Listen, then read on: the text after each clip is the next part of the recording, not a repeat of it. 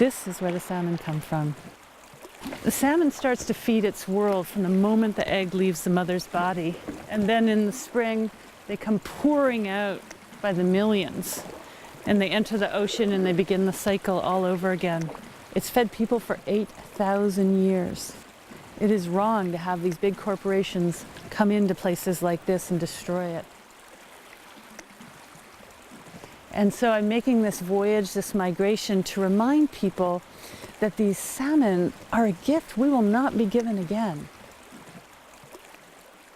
Places on Earth that still make clean water, clean air, and clean food, there should be a covenant put on them right now, because we're going to need them. It not only feeds all the animals, it also feeds us. This is food security for us. We've forgotten that this is where food is made. I've written letters, I've talked to government, I've spent 10 years doing sea lice science, I've been to Norway, I've gone to court, and I realize the last thing that needs to be done now is the people need to be heard. They need to stand up and let Ottawa know that we want wild salmon. This is the problem. This is the Birdwood Salmon Farm. This is where all the little fry that come out of the Meetup River go by, pick up lice and disease. As you can see, all there is a net separating this huge fish feedlot from our wild fish. And those fish, when they go into those farms, they're vaccinated. Every time you step onto a farm, you've got to put your feet in chemicals to kill the bacteria and viruses that you might have brought from another farm. But our wild fish, they go by these farms naked. They have no vaccines. They haven't been drugged and protected from these feedlots. This farm is just pouring out disease and pathogens, and our wild fish are swimming through it. I know, I've seen with my own eyes what happens to them when they go by. There's nobody that can tell me that that's wrong or inaccurate or false. There's lots of people trying to hide the truth here. It's very hard to watch these little fish hatch every year and then go by these big salmon farms and be destroyed. Their bodies are full of holes, they're bleeding, sometimes the lice are attached to their eyeballs, they're wriggling to try to get rid of the lice. It breaks my heart. I just can't stand it anymore.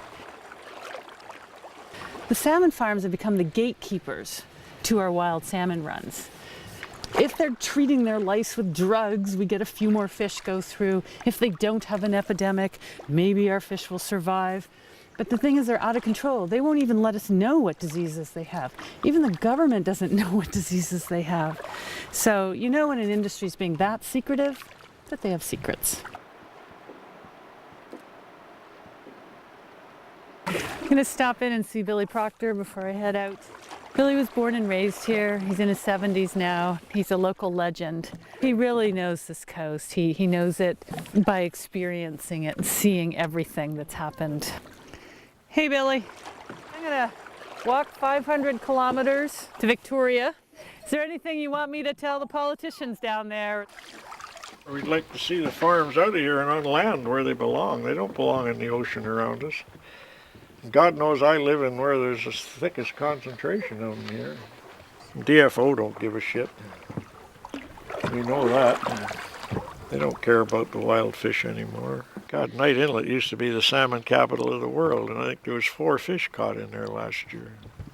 I don't think you have to be a rocket scientist to prove that it's a problem, but nobody wants to listen.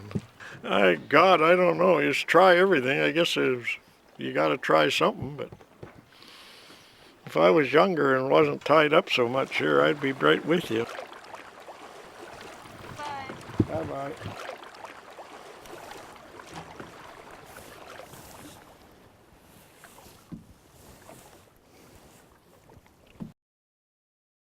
The only power, the only people that really can change anything is the people. And it's always been that way. Government forgets that they work for us, and they start to think they work for the corporations. Corporations are so slick, they have good lobbies, they got big advertising budgets, they know what to say. The public, they feel like they're weak and ineffective, but really, the public's the most powerful one. This is the little village of Guayastums. They're a tiny village, ancient, 8,000 years old. They know they need wild salmon to survive.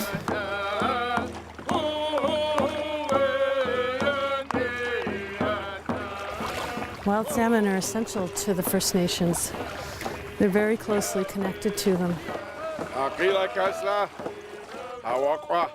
want to, on behalf of our people from the Quikusut, welcome you. For what you have committed to do, you do on behalf of our people. We need to understand that what was given to us from our Creator has to be taken care of. This little community is really affected by it. You know, we have 29 fish farms in our area here. Wherever they've been, there's been tremendous amount of damage. And there's a bay across here called Carey Bay. It no longer can sustain any clams. It's been totally polluted from the fish farms, and there's a number of other beaches that we've put on our maps that indicated the damage the fish farm has done to us here. There's a tremendous amount of resource here that needs saving. There's lots of prawns here, there's shrimp here, there's halibut here. And when we think about wild salmon in our territories, we think about who we are as people. It's fundamental to our culture, it's fundamental to who we are. So when we start talking about an international company coming in and laying waste stretches of our territory and our marine environment, well, we got a problem with that. It's like laying waste to some of the best dining tables that you'll find anywhere. Our elders have always said when the tide's down, the table is set. Whether it's clams, whether it's rock cod, whether it's halibut, whether it's herring, and certainly the wild salmon. The walk that you're going to go on is not only a walk to the Parliament, but also a walk of support that you'll gather strength as your walk continues south to our Parliament. And hopefully our politicians will walk along beside you. Thank you. We can do this. We're going to get our fish back. Oh yeah. Yeah, we can do this. Salmon are thriving in Alaska where there's no salmon farm. They're thriving in the Western Pacific where there's no salmon farms. But everywhere in the world these Norwegian salmon farms exist, wild salmon are going extinct. Norway, Scotland, Ireland, Eastern Canada. The only people who are denying it are government and industry.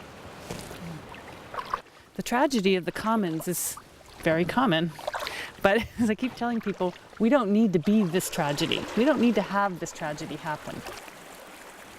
It's about us. If we want these fish, they belong to us. We need to stand up and make ourselves visible, because I hear from people all the time. I hear from hundreds of people who want me to save these salmon, but you know what? I can't do it by myself.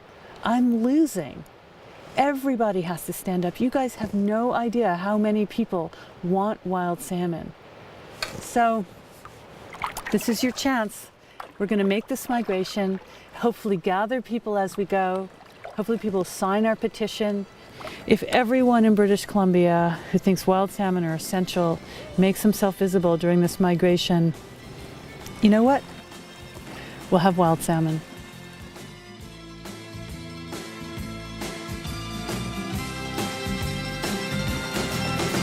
I wish I was a fisherman